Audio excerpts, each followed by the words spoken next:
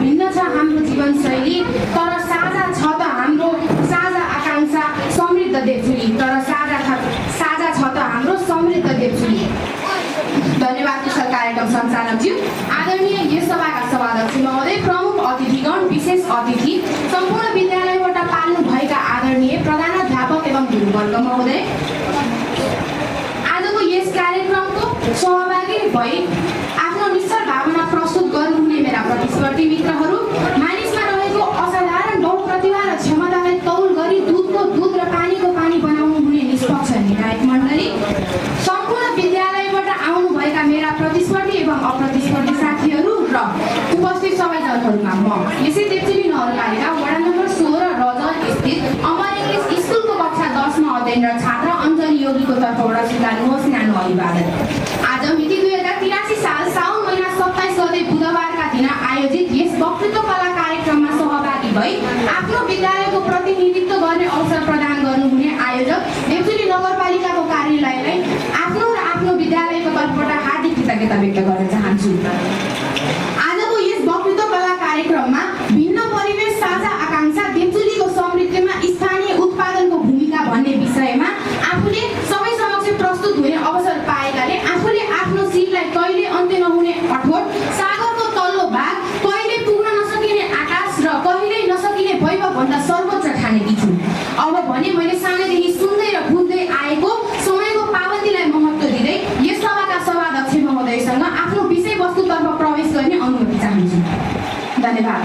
सभाध्यक्ष महोदय, आजको विषय केवल शब्दहरूको संयोजन मात्र होइन, यो त हाम्रो आफ्नै माटोको सुगन्ध, श्रमको समानता र आफ्नो भविष्यको हाम्रो सामूहिक सङ्कल्पको सङ्गठितसँग जोडिएको विषय हो।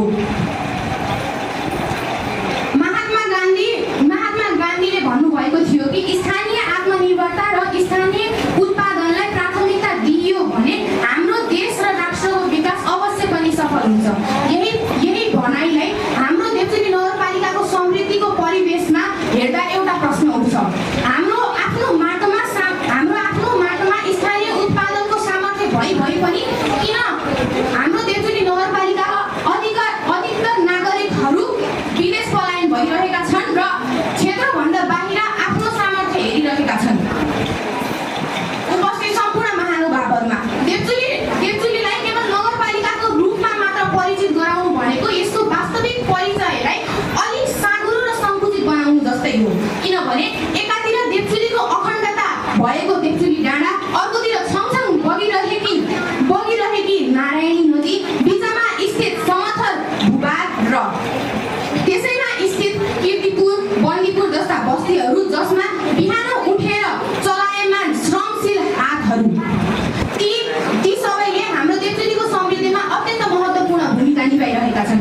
मैले अहिले भनिरहेका स्थानहरू केवल देवचुलीको वास्तविकता मात्र नभई देवचुलीको समृद्धिमा एकदमै आधारभूत स्तम्भ पनि हुन्। साथीहरू, उदाहरणको लागि बन्दीपुरको भुइँकटारहरूलाई नै लिगौँ न।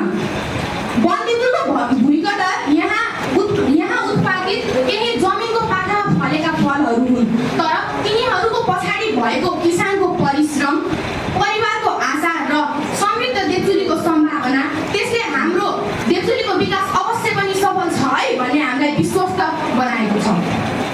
हामीले भुइँकटारलाई कच्चा रूपमा बिक्री वितरण गर्नुको साटोमा हामीले त्यसको प्रशोधन, प्याकेजिङ र ब्रान्डिङ यही देवचुली नगरपालिकामा गर्न सफल भयो भने हाम्रो देवचुली नगरपालिकाको विकास अवश्य पनि सफल छ र त्यहीबाट उत्पादित जुस,